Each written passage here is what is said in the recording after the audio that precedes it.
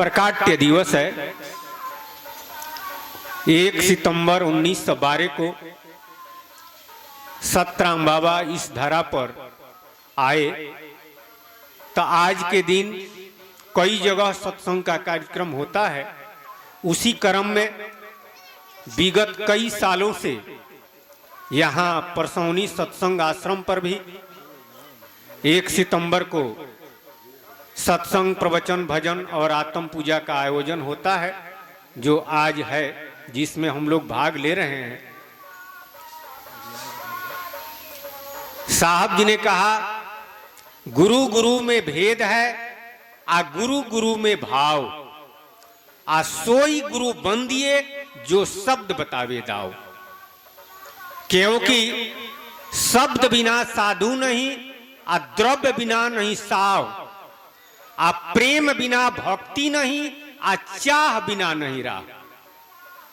आध्यात्मिक शब्द का विवेक नहीं है तो आप साधु नहीं है। भेष से साधु नहीं बना जाता है, बल्कि संतों की वाणी है, अगर आपको शब्द का विवेक है तो आपका संशय समाप्त होगा। अगर शब्द का विवेक नहीं है तो आप दुविधा में रहेंगे। तो शब्द का विवेक और संशय कहां समाप्त होगा? इस संसार में अनेकों मत है, उन तमाम मतों में पढ़ाने वाले अनेकों गुरु हैं, लेकिन किस गुरु के शरण में जाएं ताकि हमारा संशय समाप्त हो जाए और आध्यात्मिक शब्द का विवेक हो जाए? वही कबीर साहब कहे कि गुरु गुरु में भेद है, आ गुरु गुरु में भाव। लेकिन उस गुरु की वंदना निस्दिन करनी होती है जो शब्द बतावे दाव। गुरु हैं 4 प्रकार के, अपने अपने ठौर, आ शब्द विवेकी पार की गुरुओं में श्रीमौर। साहब जी कहते हैं कि इस संसार में 4 प्रकार के गुरु हैं। गुरु तो बहुत है, लेकिन प्रकार 4 है। तो कौन कौन है? इस संसार में पढ़ने वाले और पढ़ाने वाले धार्मिक क्षेत्र के लोगों से पूछा जाए कि आप किस गुरु के शरण में हैं, तो गुरु जी का नाम बताएगा। लेकिन 4 प्रकार के जो गुरु हैं, उस चारों प्रकार का नाम है। उसमें से किस प्रकार के गुरु के शरण में आप हैं, यह नहीं बताएंगे। क्योंकि आध्यात्मिक शब्द की पढ़ाई अगर पढ़े हैं तब तो बताएंगे, और नहीं पढ़े हैं आध्यात्मिक शब्द की पढ़ाई तो नहीं बता सकते हैं। गुरु हैं 4 प्रकार के, अपने अपने ढंग, आ गुरु पारक दीपक गुरु, आ मल्यागिरी गुरु भृंग। यही 4 प्रकार के गुरु हैं।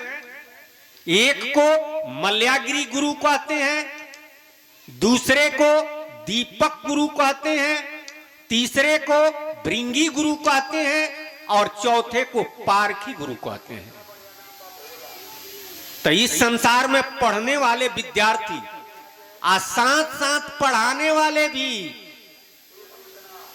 शायद ही कोई बता दे।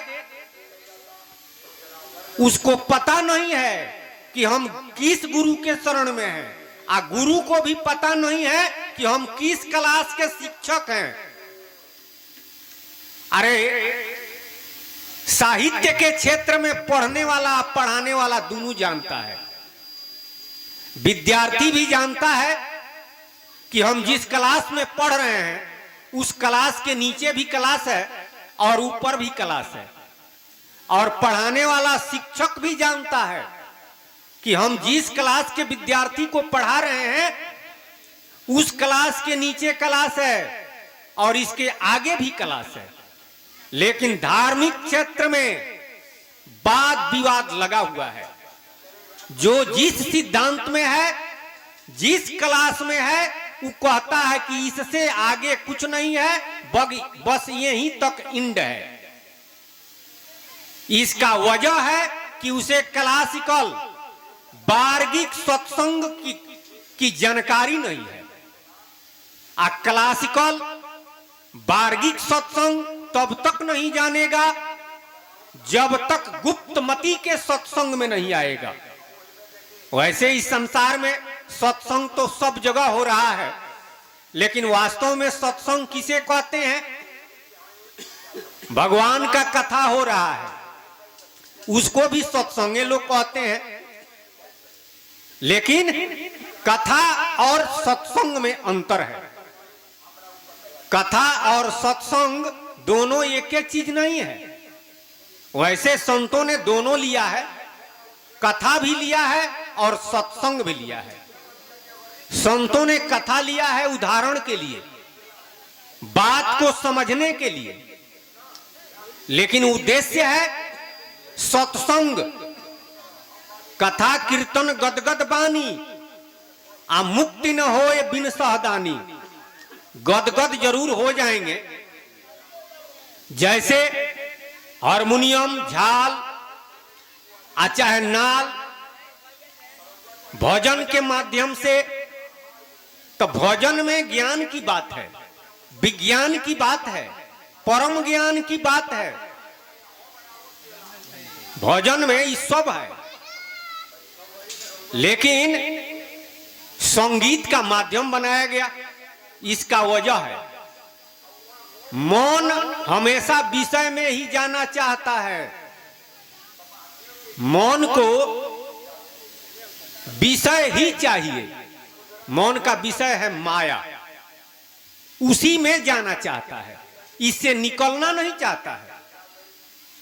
आज संत महात्मा इससे निकालना चाहते हैं, तो ऐसा तरीका अपनाए कि उसी में रह करके उससे निकाल दिया जाए।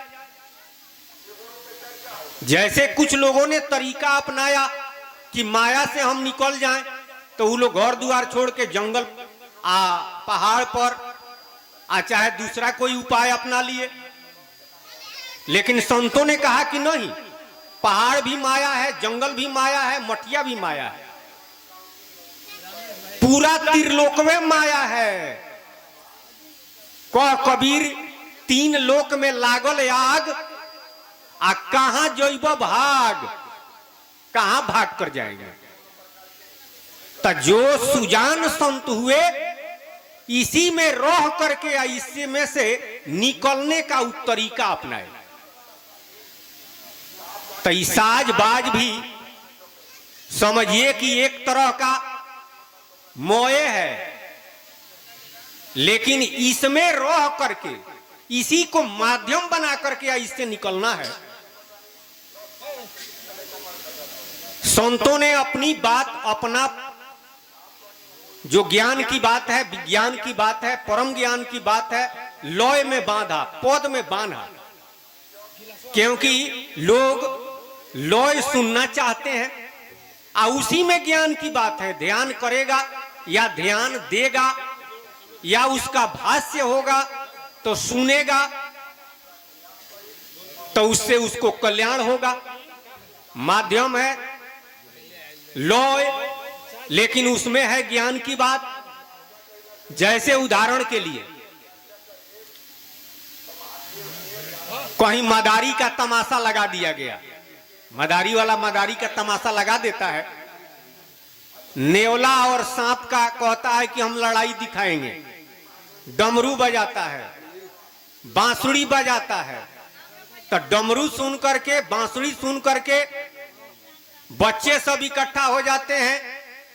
नेवला और सांप के लड़ाई देखने के लिए लोग इकट्ठा हो जाते हैं। तो उसका उद्देश्य डमरू और बांसुरी नहीं है, नेवला और सांप का लड़ाई दिखाना नहीं है। जब लोग इकट्ठा हो जाते हैं तो वो निकालता है तोयती, चाहे कोई दवाई, अब उसका प्रचार करने लगता है और तोयतिया दवाइया बेचने लगता है। उसी तरह से संत महात्मा अरे कोई खोजड़ी का, कोई सरंगी का, कोई एक तारा का सहारा लेकर के लय में अपनी बात कहे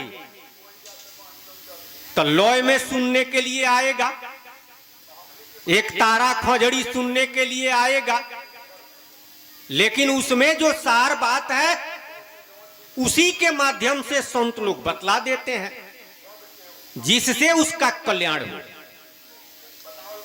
तो कहने का मतलब है कि जब हम सत्संग करते हैं तब आध्यात्मिक विवेक होता है, और जब आध्यात्मिक विवेक होता है तब हमारा संशय समाप्त होता है। लेकिन किस गुरु के शरण में जाएं ताकि आध्यात्मिक विवेक हो? साहित्य के क्षेत्र में पढ़ने वाला पढ़ाने वाला जानता है, कोई झगड़ा नहीं है, लेकिन धार्मिक क्षेत्र में राम राम तो वाद विवाद है।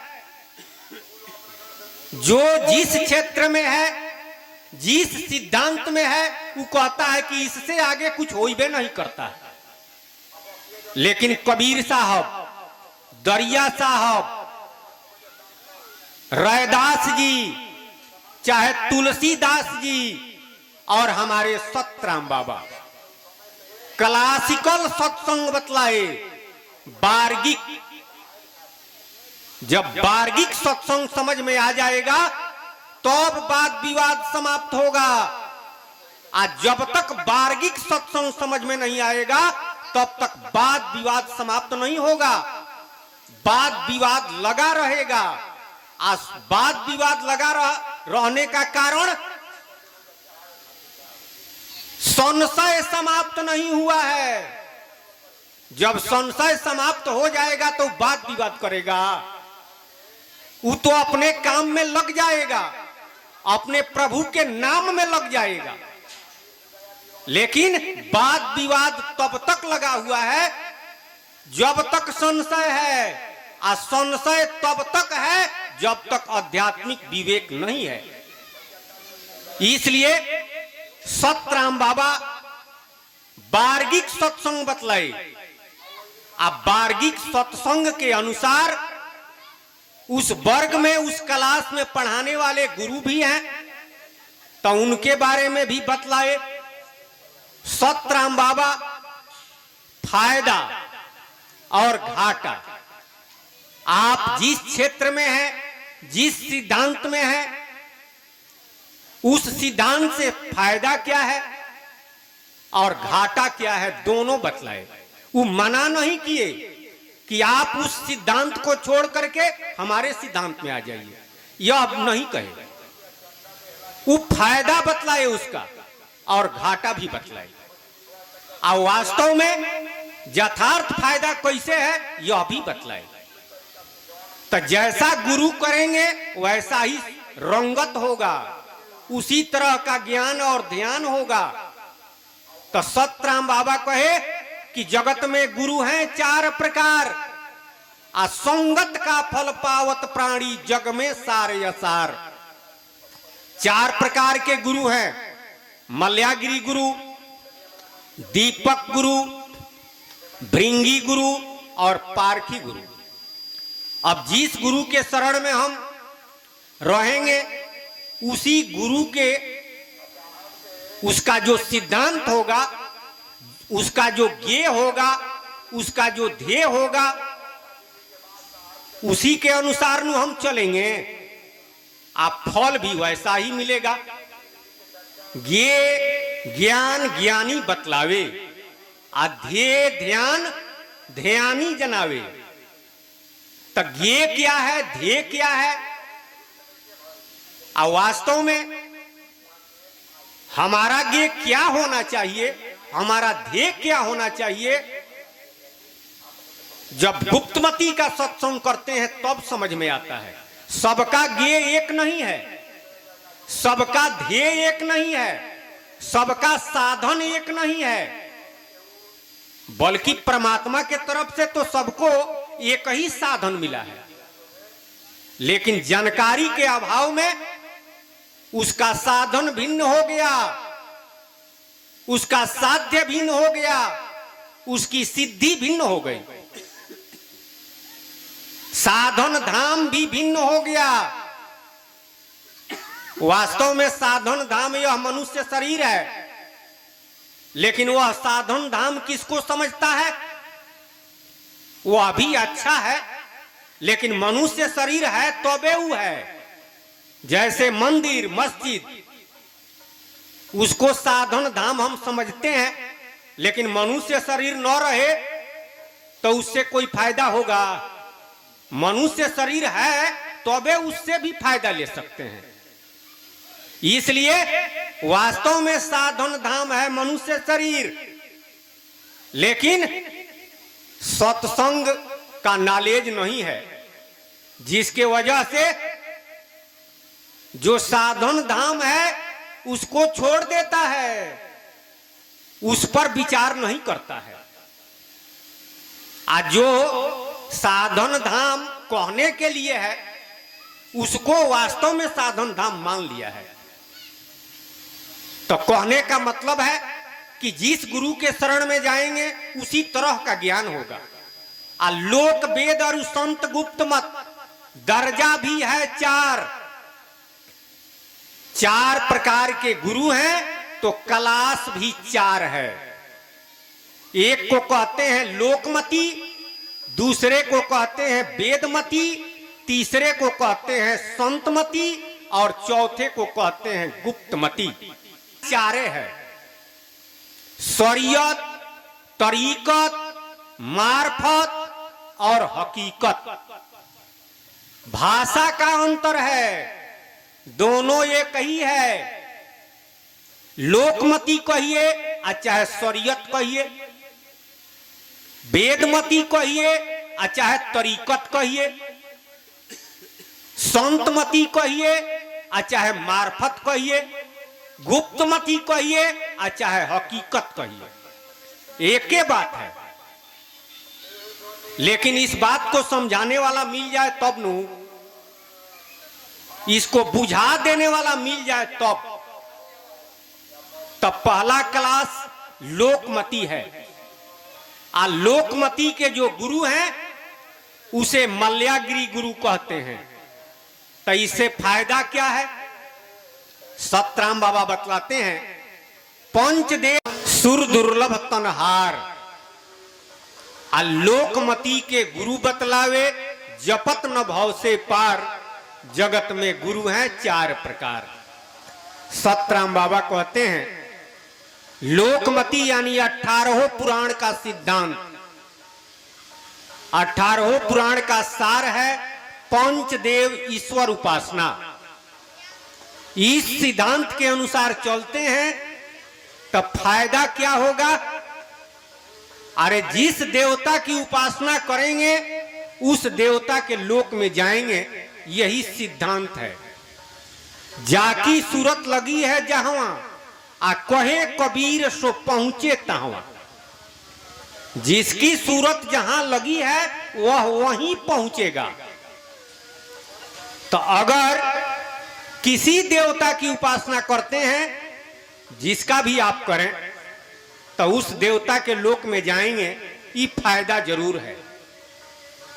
लोकमती के अनुसार दान करना, पुण्य करना, चाहे और भी जो आप कर रहे हैं, उसका फल है पुण्य, पुण्य का फल है स्वर्ग। देवता लोग भी स्वर्ग में रहते हैं, अधिकतर देवता लोग। बाकी कुछ देवताओं का अपना अपना लोक है, लेकिन अधिकतर देवता लोग तो स्वर्ग में रहते हैं। तो लोकमती के अनुसार देवलोक में जाइए या स्वर्ग में जाइए, यह फायदा है। लेकिन रामचरितमानस में भगवान श्री राम जी कहते हैं कि यह तनकर फल विषय न भाई, स्वर्ग स्वल्प अंत दुखदाई। यह मनुष्य शरीर परमात्मा ने कृपा करके दिया है, विषय सुख के लिए नहीं। स्वर्ग स्वल्प है, थोड़े दिनों के लिए है। यानी स्वर्ग में भी विषय का ही सुख मिलता है। इस संसार में जो पंच विषय है, शब्द, स्पर्श, रूप, रस, गंध, इसी पंच विषय के सुख के लिए इस संसार में पूरा जीवन लगा देते हैं। तो जितना चाहते हैं उतना नहीं मिलता है, लेकिन स्वर्ग में इससे थोड़ा ज्यादा पूरा भरपूर मिलेगा।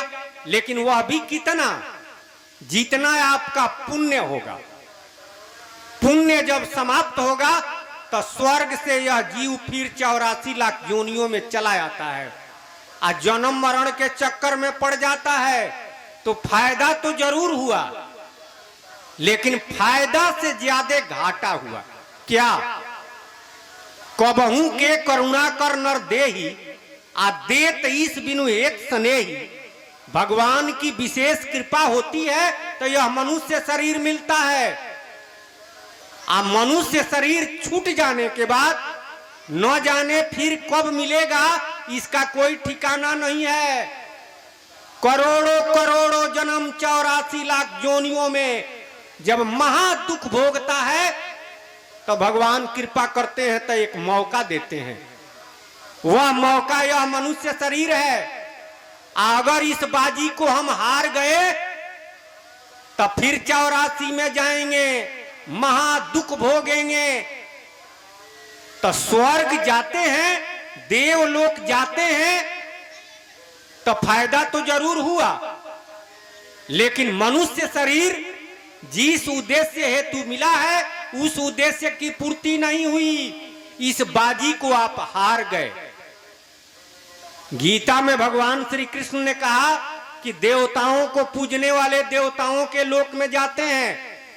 अब महाप्रलय में सारा देव जोनी का नाश हो जाता है, सारा लोक लोकांतर का नाश हो जाता है।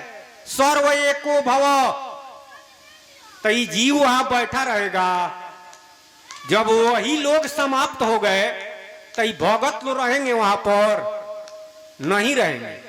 तो फायदा तो हुआ, कुछ प्रमोशन हो गया, लेकिन उससे ज्यादा घाटा हुआ।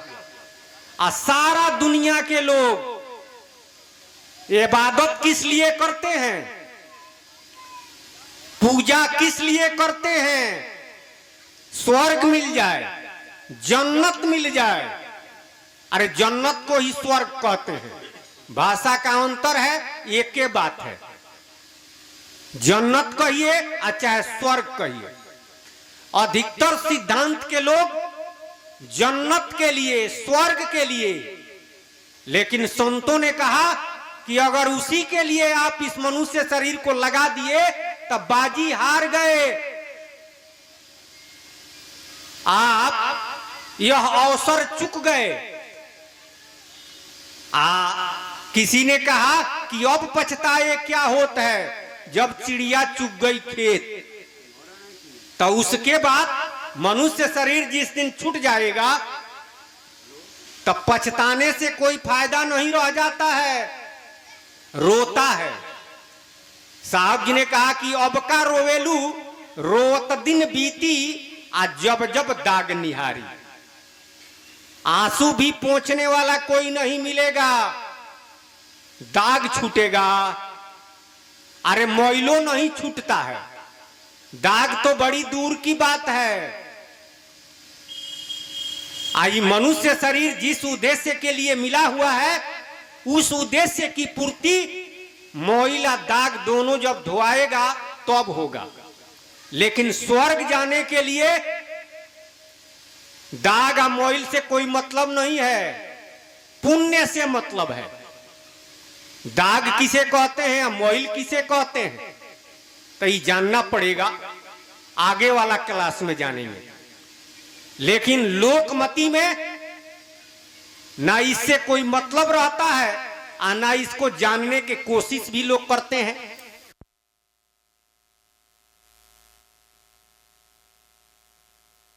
सिद्धांत के अनुसार चलने पर फायदा जरूर हुआ, लेकिन उससे ज्यादा घाटा हुआ।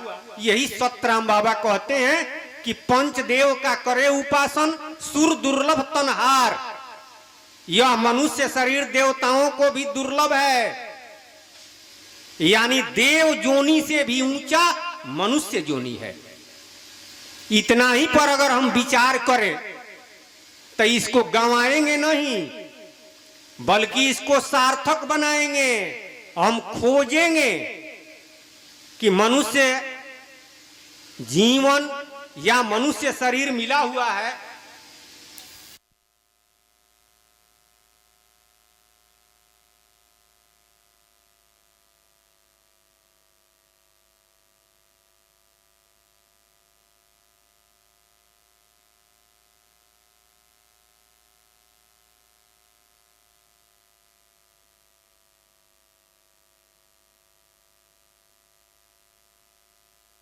यह मन माही आ मानुष हो भवसागर तर जाही। दादू साहब ने कहा कि देवता लोग भी याचना करते हैं, प्रार्थना करते हैं प्रभु से कि हे प्रभु हमको मनुष्य शरीर दीजिए, ताकि आपका सुमिरन भजन इबादत कर।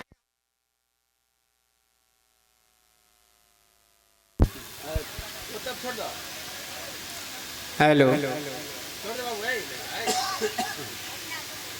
लेकिन उन लोगों को मिलना मुश्किल है, उन लोगों को मिलना दुर्लभ है। हम लोगों को मिला हुआ है तो इसका कीमत नहीं जानते हैं। इसलिए स्वर्ग के लिए, देवलोक के लिए ही पूरा जीवन अपना लगा देते हैं। आइसबाजी को हम हार जाते हैं तो फायदा तो कुछ होता है, लेकिन उससे ज्यादा घाटा होता है अगर इसी के अनुसार हम चलते हैं तो। जिस तरह से साहित्य के क्षेत्र में पढ़ने वाला विद्यार्थी अगर पूरा जीवन प्राइमरी स्कूल में पढ़ता रहे तो middle school, high school, college के बारे में वो क्या जानेगा। मिडिल स्कूल अगर पास करता है तो हाई स्कूल में जाएगा, हाई स्कूल पास करता है तो कॉलेज में जाएगा। लेकिन बहुत विद्यार्थी हाई स्कूल जाते जाते छोड़ देते हैं, कॉलेज में सब नहीं जा पाते। ठीक उसी तरह से लोकमती में पढ़ने वाले जितने लोग हैं, राम राम, उस सिद्धांत के अनुसार चलते हैं। लेकिन कोशिश तो यही करना चाहिए कि इससे आगे बढ़े, यानी यह भी एक क्लास है, इसके बारे में जानकर इससे आगे वाला क्लास में जाएं, फिर उसको जान करके उसके आगे वाला क्लास में जाएं, तब जीवन की सार्थकता है। और न ही तो पहले क्लास में जीवन बिता दीजिए तो वास्तव में पढ़ाई का माने नहीं जानेंगे। ठीक उसी तरह से मनुष्य शरीर का कीमत भी नहीं जानेंगे और हमारा जो उद्देश्य है उस उद्देश्य की भी पूर्ति नहीं होगी। तो ये है पहला क्लास।